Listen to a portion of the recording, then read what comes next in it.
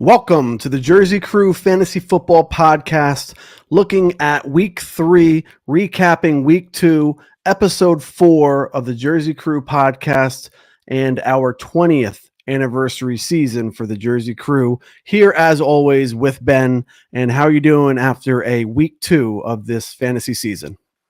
Doing okay. Kind of in a numb state right now after week 2. I think it was I don't know. It felt overall better than week 1 in a lot of Okay. ways, but the result was not so much. And I know it was similar for you. So how are you holding up over there? I don't know what happened. Do you want to tell me? I'm not sure what happened. 2 weeks in a row, a fabulous outcome and result for points and players, and we're going to go over that today. But both losses, and it just, I'm not sure what to make of it. Other than that, I have a really strong team. I really do. I mean, I'm playing, unfortunately, 2 teams that scored more than me, but I'm scoring more than what would have been 10 teams the first week and 11 teams the second week. Yeah, I mean, come on. I mean, so it's just it tells me that I have a very strong team. It really does. But I'm 0-2, so there's that too, and something I have to figure out. But I mean, what do you take of it? What do you think? What are you thinking for me? Yeah, I was following your game all weekend, and it was pretty crazy because when Amon-Ra put up his 3rd touchdown, Yeah, I was like, well, that's going to be a tough one. And you managed to still overcome that stat, right? Like that stat didn't really, of course, it helped him win, but that's not really what like beat you. You could have still won. Hawkinson got 2 points for him. Like there was definitely a chance. It's just one of those years. You happen to play the 2 teams who are now immune, right? yeah, From correct. Survivor. So Yeah, good point. I played the number 1 team both times last week. Yeah, literally. I didn't even think of it that way. Last week, Sean had more than me, and then I was 3rd most. And then this week, I was literally the 2nd most points. And I played number 1, who was immune from week 3 too. yeah. So you're right. Unbelievable. So I a little salty, but also not, because I'm like, if I can just keep putting up 140 points, I'm not going to keep losing. That's not happening. You're not going to keep playing in the top scoring team. No way. I mean, of course, I play Sarah this week, so you're oh boy, that's brutal. I'm kidding. But it's true. Ladies love points. Maybe she'll score more than me. Like she'll be number 1. Who the heck knows? I don't know what to make of it. We'll talk about it today in the Jersey Crew. Overall, I went 4-4, so not as good as my first week, but decent, solid. I lost a couple games by Monday night.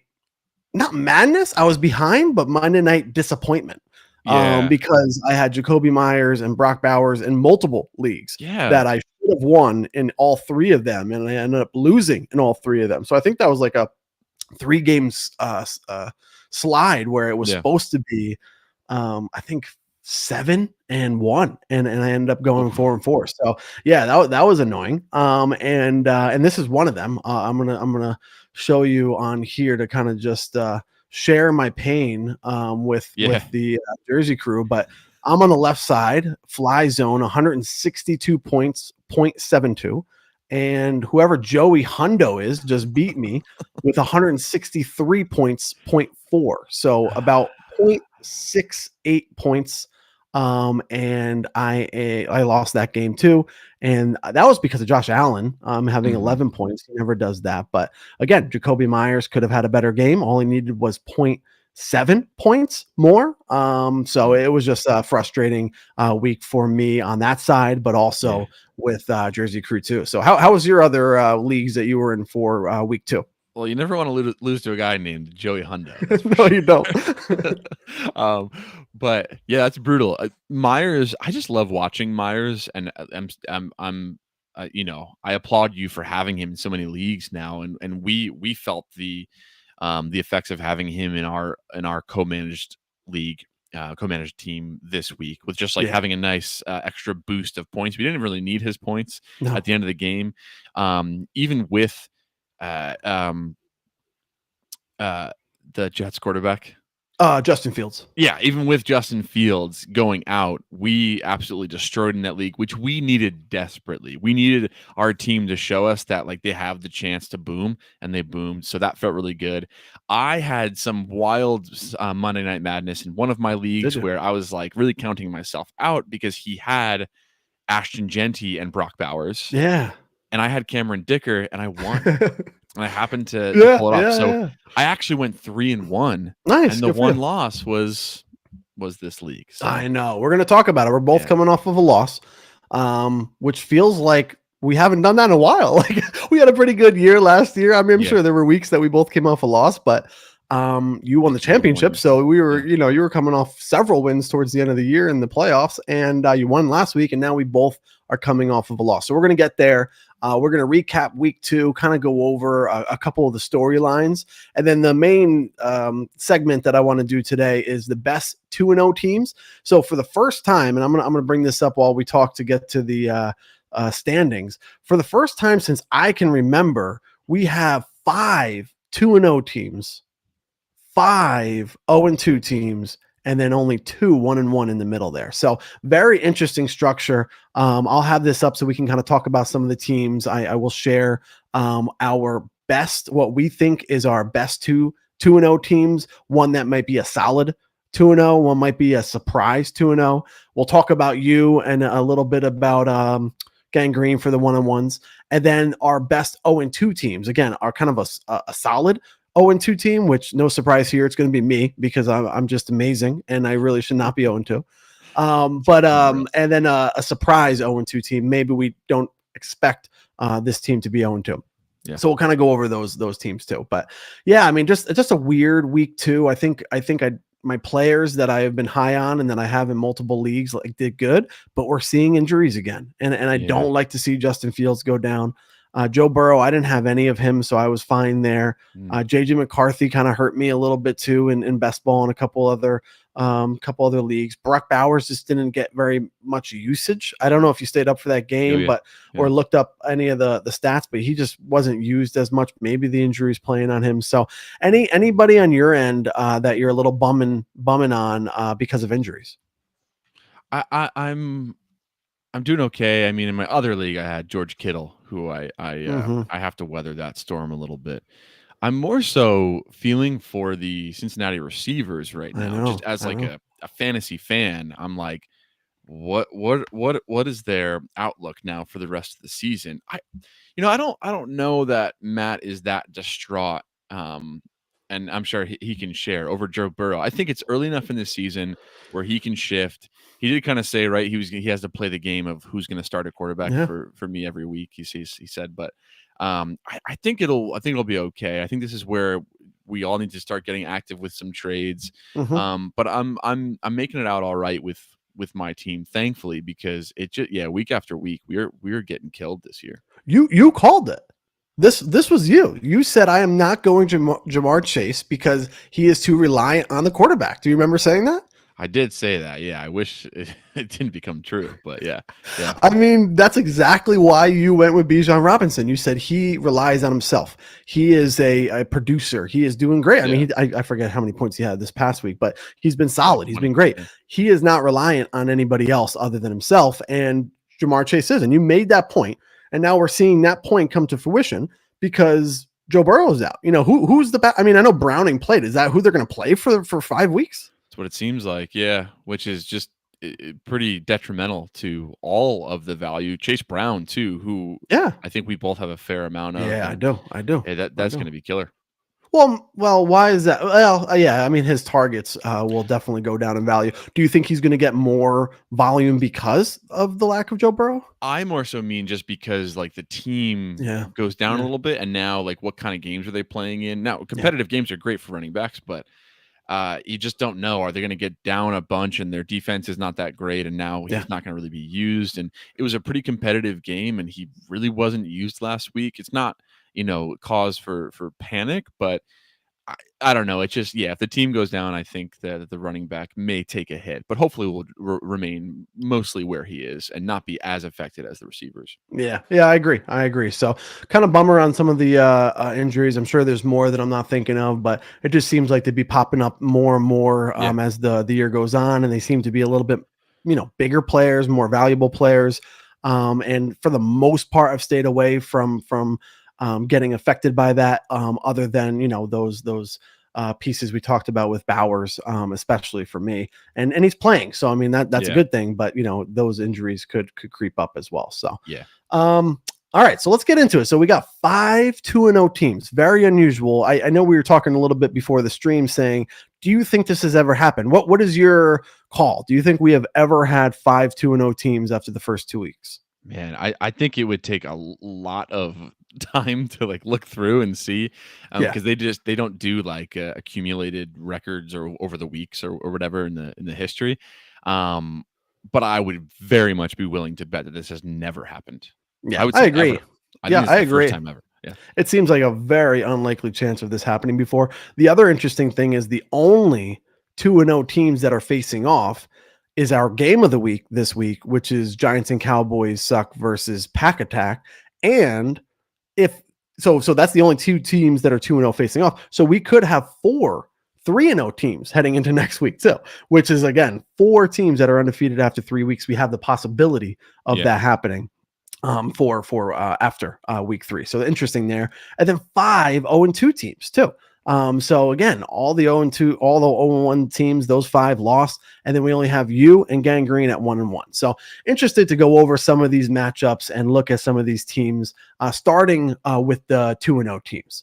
So let's start with 2-0 teams, which is Pack Attack and Jet Up, and we'll talk about some of the other teams based on their matchups. So again, Pack Attack is our first 2-0 team. And then we also have Brady Gaga in here as a surprise 0-2 team. So let's start with Pack Attack as a 2-0 team. How do you feel about his performance last week and what he can bring to the table moving forward in the season?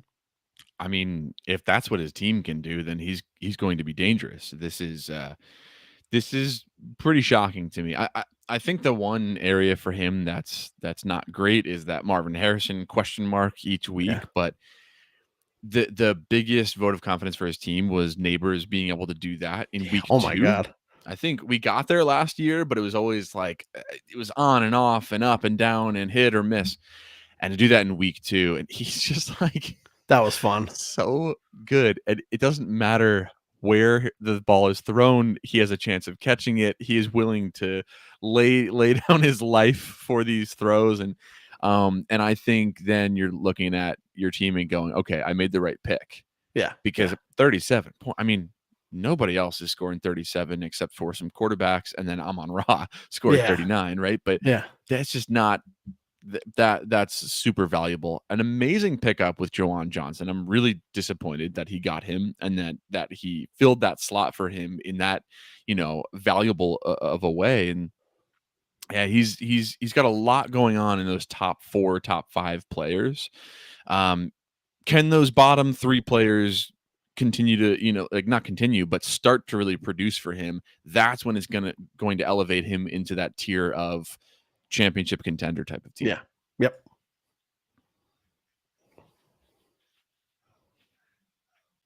I'm not saying he's going to win. Sorry. I'm not saying he's going to win the championship. I'm not like making that call, but that's what it could turn into. I mean, yeah, didn't he? I don't want to really scroll and mess anything up, but didn't he pick up some IR players again this year that he's waiting for to come out of a great point. Come out of the tomb. But yeah, Juwan Johnson, we used to do pickup of the week. Remember that seems like a pickup of the week. I didn't realize that he started one of the players he picked up, and he got scored 16 points. Bucky Irving had a good game. That was Monday night, I think Monday night. And he looked pretty solid. Kyler Murray's up and down. Malik Neighbors, is that sustainable? I mean, we're Giants fans. You can see it in the background. We love Giants. I love Malik Neighbors, but Russ and what he's doing and how he scored those points, is that something he can really sustain over the course of the season? I don't know. I mean, he's always been a deep ball guy, right? Yeah, true. Russ has been pretty accurate with his deep ball. Except in overtime. Yeah, right. That's why I'm actually. He got overconfident. Yeah. There's an asterisk asterisk next to that 37 because it's like if he puts it within 10 yards of Malik, he can catch it. But can he even do that every week? All of a sudden, he's making these like dumb throws and dumb plays, and that in the same way of like Joe Burrow and Chase, that's going to kill him. That's going to take down his value. Like, think about it. Malik could have had 45. Yeah, seriously. If I'm not saying like, but he could have if Russ had made a better decision. So it's not so much like the throwing; it's the decision making by the quarterback. The other question is like, how much more does Russ play before Dart gets thrown in there, or do we play this game the whole season? I didn't like that at all. Did you like how the coaches were doing that with Dart? No, I didn't see the value in it. I didn't see like it was almost disrespectful in a way, to be honest with you. It was like, and I didn't see the value in it either. So that was weird, but I don't know how sustainable it is, but he does have a good team. He is 2-0.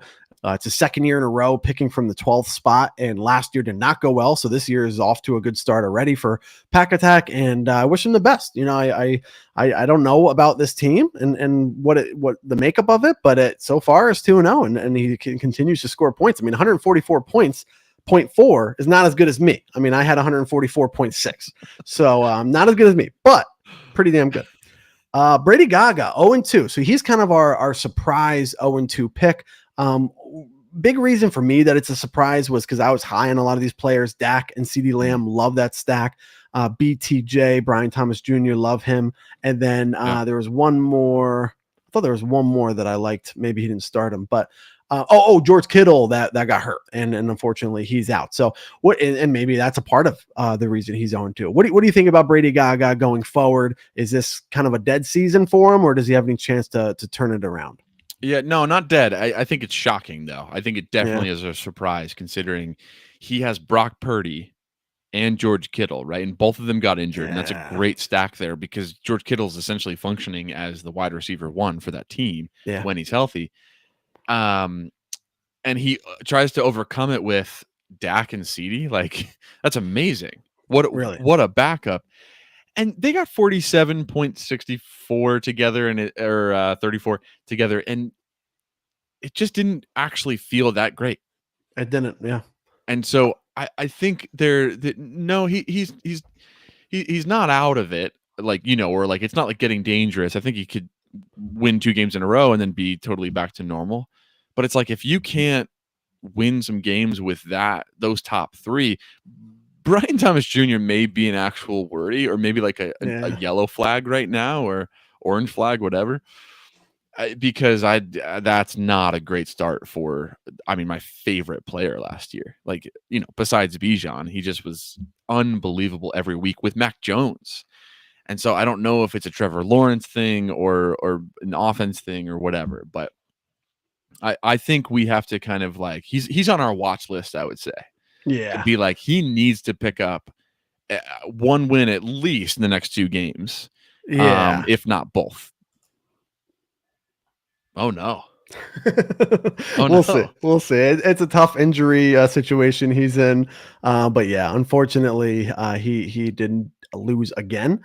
But so did I. So we'll go over that as well. So those are one 2-0 team, 1 0-2 team. Our next 2 is you at 1-1 and Uncle Buck at 2-0.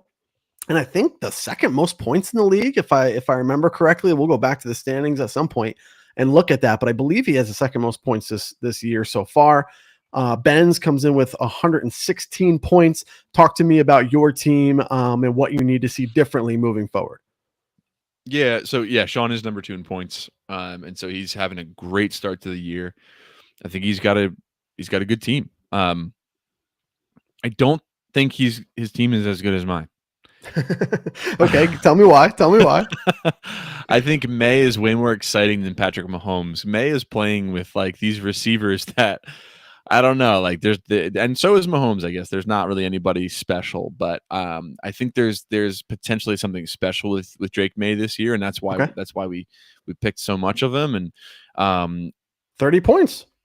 I mean, I'll take that any day. That's more than I could ask for at this point in the season, week 2. So, with what needs to happen for me going forward is my running backs. I I can't pick 3 running backs in a row, round 1, 2, and 3, for them to only get, what would it be, 34 points or so? Just about. That's not going to do it. And it's more a question of, is it Kyron that I have to worry about, or Hampton? Like which one? And I'm worried about Hampton. How do you feel? Yeah, I mean, I may have to sit him. Like, I'm not going to drop him. It's not anything like that, but I may have to like see how he does. And especially as Najee gets healthier, that's not going to help. He had a chance when Najee was injured, injured coming into the season, to just like come out of the gates doing, special things, and he's not.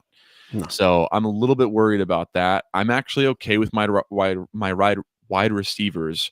If JSN is going to keep putting up these games with no touchdowns, I am set on him. And now I get to have some fun with Bill Krosky, Ja'Cory Krosky-Merritt, right? Like, what, like a flex or something? Well, yeah, but he's going to be, because Eckler is injured, so it's just really him and those two other guys. Yeah, Achilles done for the season. Yeah, and I was staying away from the hype, but you jumped on, and it might work out for you. It might actually work out, and it's good because my other guys are not showing up in that way. So, I think I need to improve in tight end as well, just like figure something out there. But if I can get one of those 2 running backs on course, I'll be totally fine. Yeah, I agree. I like the team. We have Sean 2-0 with Patrick Mahomes. Puka Nacua had a great game. T. Higgins, CMC looks like a great pick now with the usage, the utilization, and his efficiency. I think that's my worry with Omarion Hampton is the inefficiency. It's the amount of runs. I want to say that 24 rush yards is off of like 8 like attempts or 9 attempts. Exactly. Oh wow, that was a really good guess. And that's bad. That's really bad. So that's the inefficiency there. 1 reception, you thought maybe he had value in the passing game. No. Well, so far. Right. So CMC looks like a great pick there. Travis Kelce, because of the injury situation with Xavier Worthy, I mean, he's going to get targeted. Chris Olave, I've been high on all offseason, and he's been just decent. And then J.K. Dobbins. So tell me about Sean. I mean, of course, he's scoring a lot of points this year. Does he keep it up? Is this a team that you're pumped about, or he should be pumped about moving forward? It's kind of a funny answer, but like, I think he could, but he also couldn't. and here's what I mean by that. Like, T. Higgins is the type of guy who is hot and cold, and he could definitely depend on the quarterback. He could be another one that really relies on that. So that's true. Maybe he goes cold. Breece Hall could all of a sudden score 5.8 for the rest of the season. Like he's that scary. Kelce, we've seen him do the same kind of thing. Olave, we've seen him do the same kind of thing. Dobbins is playing really well, and he's keeping the rookie behind him, Harvey, off the field because he's playing well. So I think he's kind of found something there. If I had to it's just a little bit too much of a, I don't know. It's like kind of an ambiguous outcome for his team here, because we don't have like the consistency of these players. And actually, I'd love to know what, because some of the guys do like consistency ratings for players. Right. I would love to know what his whole team is, to see to have a more like informed answer to that. I would not bet that this continues. I think it's a really strong start. I'm not sure how it goes though. Oh yeah, I'm clipping this and sending it right to him. Yes, I was waiting for the hot take. So who's the Jets quarterback if Justin Fields is ruled out? Who's the backup? Taylor. So I'm wondering if Breece Hall value goes up or down if Justin Fields misses a game. But interesting team there. I wonder. But decent team there. Definitely good. And definitely joking around, but I will definitely send it to him and make sure that he watches. Get him engaged. All right, our next couple. So we got myself 0-2, a solid 0-2, third most points this entire year, but played against Jetup, who is now immune from week 3, scoring the most points in week 2 with 152 points, and he is also 2-0. So 2 teams here. We'll start with me as a surprise, or I should say a solid 0-2. Yep. My outcome with 144 points.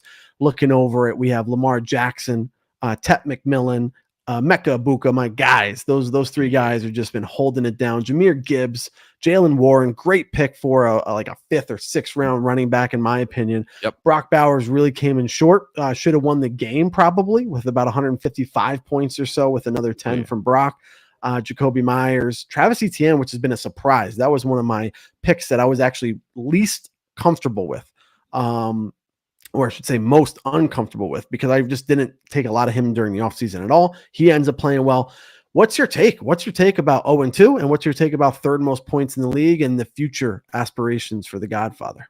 I mean, it's the opposite answer of what I just said for Sean. Like, I think these guys very much could do this. I think the one question mark throughout most of the season will be Jalen Warren, but did you see Caleb Johnson? It's perfect.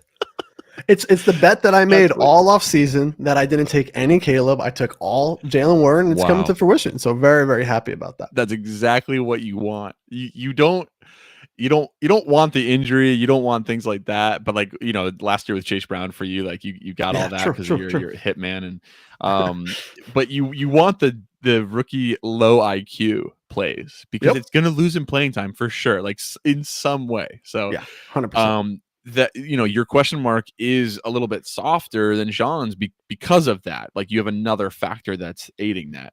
Jahmyr Gibbs, man, he's just getting warmed up. He's barely even started. Like, Montgomery had a touchdown too. So I mean, he had 19 points, 1 rushing touchdown, and Montgomery had a touchdown. So I think, in my opinion, Montgomery is going to see lower touchdowns this year, and Jahmyr Gibbs is going to see more. So we're going to start to see that, in my opinion.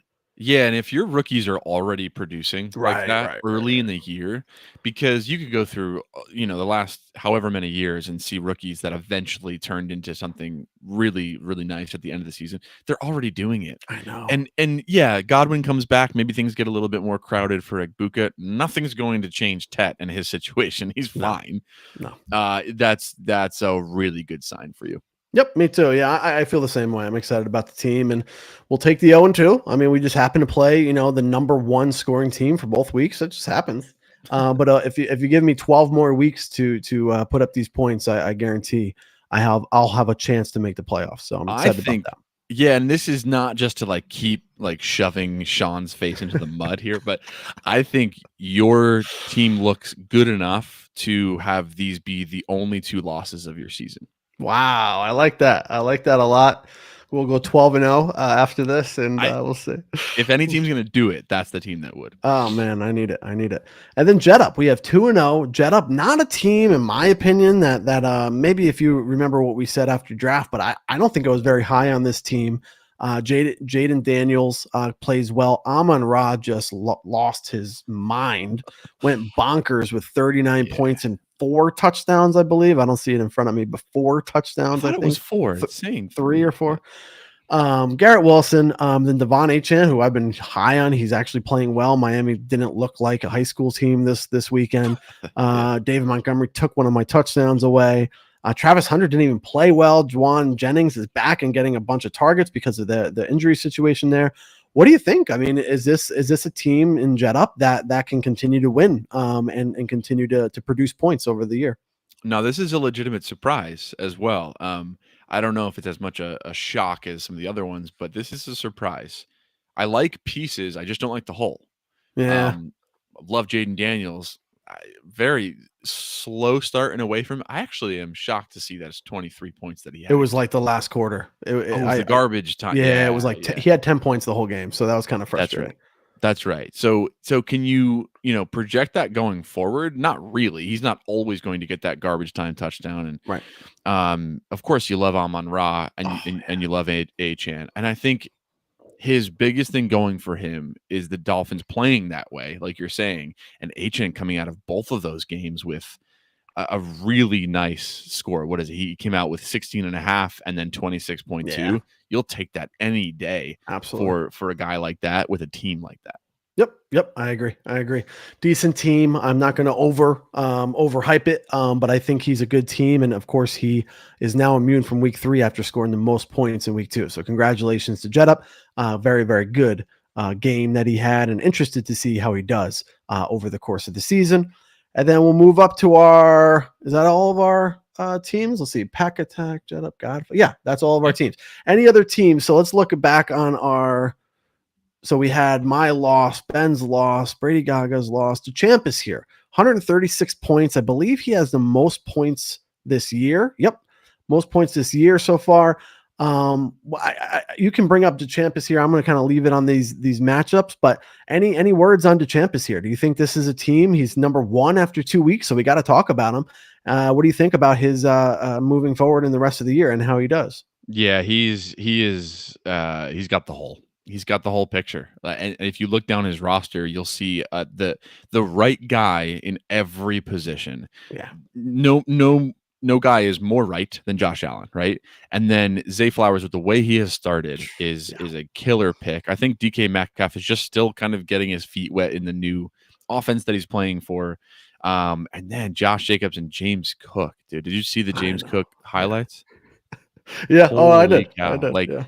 That it's making me think I wish I took him more during the offseason before he made his contract.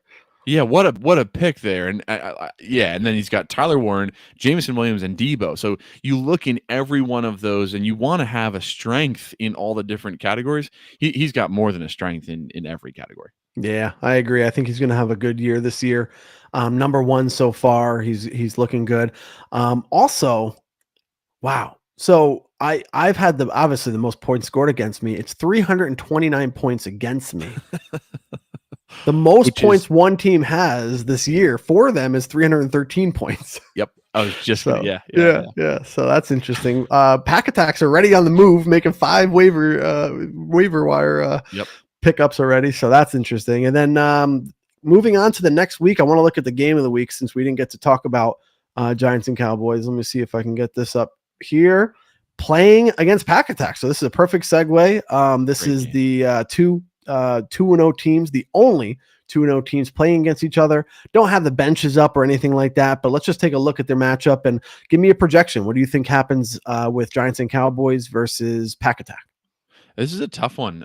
This is pretty evenly matched and could go a couple of different ways. CJ Stroud really worries me with the way that the Texans have been playing. And I don't know, you can't win with your quarterback scoring 9 and 16, and that's his first 2 weeks. So I don't know where he got. Was he on his bench? I don't know. He must have been, right? No trade went through. Who for who? For Giants and Cowboys. And what player? CJ Stroud. He picked him up before the Monday night game. Oh, great call! Wow, because he may turn into something. Or Sunday night game, whatever. He had a late game. Yeah. He picked him up before that happened as a last desperation measure while he was crying in his pillow in bed, curled in the fetal position. Yeah. So what could be a great pickup could turn into something that's really great, and we know he's a solid quarterback. He just has been having a tough go at it. Rome emerging as the potential number 1 there could be huge for him. What the heck was that? Do you have like 30 plus points last week? Yeah, he played amazing. Yeah, he had 31, which is too many for that player. Yeah. I was high on him last year, not as high this year. I have a little bit of him, but he dominated. I mean, he did really well there. Yeah. Which is another reason why he would potentially be interested in Caleb Williams. Yes, that's what he said, right? I will accept nothing less than Trey McBride or Chase Brown. It's his choice. Yeah. We'll see. But it would be smart of him to look at that. If CJ Stroud, maybe he gives him a stream of the week kind of chance, and if he doesn't produce for him, I think he's going to have to get a trade done. Yeah. Especially 2-0. Cool. Go ahead. Especially 2-0. Like how much pressure do you think is on him to get that quarterback situation right so that he continues that winning? 2-0 becomes 2-2 real fast. Yeah. And the quarterback could be the reason why. So you try him out with and you hold your breath a little bit, but I think you're right. He doesn't work out in this week. You got to fire off some trades. Yeah, I agree. So that is our matchup of the week, our game of the week for week 3. Cowboys and Giants suck versus Pack Attack. Both 2-0. One of those teams will be 3-0. One of those teams will be 2-1. And then we have 4 three other 2-0 teams that could potentially go 3-0 after this week as well. So really interesting. Let me see if I can find the standings here. Yeah, really interesting dynamic after 2 weeks. But very exciting too. I mean, I know that there are some teams that we didn't talk about that kind of struggled. We talked about most of the teams that we wanted to touch on. And then last but not least, we'll do our Survivor update for week 2. There's no one to finish as of yet, but we're still going to use that drop. Jet is immune with 152 points. DeChamp is immune with 177 points week 1. And now eliminations start this week upcoming. Here it is. Eliminations for a $360 pot. They start with the lowest score in week 3. So I know Q is joking around saying, thank the good Lord it wasn't week 3 for his 70-point disaster. But everyone's alive, and we have 2 immune, and the other 10 could potentially be eliminated with the lowest score in week 3. So anything else on your end or anything fantasy related before we head out? I think we're all good. Just a quick note on the people who are already feeling the desperate, like, what do I do to turn my season around? It's still only week 2. I know we've been saying there's more pressure on the early part of the season now. You don't have that added like cushion of, but I could, sneak into the top of the division, stuff like that. Let's get some trades going. Let's the waiver wire doesn't look especially like fun this week, but let's get some trades going. Like, I think a lot could still happen. And Derrick Henry's not going to play that terribly every time. And Derrick Henry could literally put Q's team on his back. I think real quick on Pack Attack, I would say that Neighbors, in my estimation, Neighbors has to play that way every week for Pack Attack to kind of continue this. I'm not talking 30 plus every week, but like a good 20, 25 every week if he wants to carry his team too. So, yeah, that's a good point. Honestly, that will be interesting to see how these 2-0 teams shape up, how these 0-2 teams. Who do you think, other than me? Let's not count me. Who do you think has the best chance of making the playoffs that is currently 0-2, except for me? Maybe Brady Gaga? I'm praying for ladies here because I think some activity needs to be done in order to turn this around. So I would love to say her, but I think the most like logical one is Brady Gaga. Yeah, he's got pieces there. It just didn't work out, and I wouldn't even count you as an 0-2 team at all. I'm hoping, that most likely will be the most likely team to go to the playoffs, hopefully.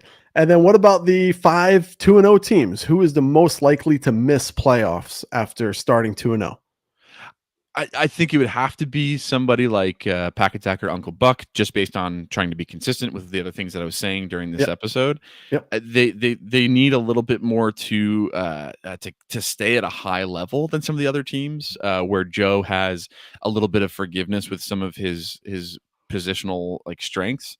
I think it's gonna be Sean or Pack Attack there that have the best chance of falling, unfortunately. Okay, I'm going to say Giants and Cowboys. Unfortunately, Matt, I'm going to say that the most likely is the individual who has lost their quarterback and eked out 2 wins that should have been mine. That's fair. No, we'll see. But very fun first 2 weeks. I mean, we're already talking about week 3. We're headed into week 3 for the fantasy football league and also for the NFL. So enjoy your week 3. Hopefully you get another win, Ben. Yeah, you as well, and don't turn away for too long, everybody. The way too early playoff bracket's going to be here before you know it. Yes, it is. Good luck.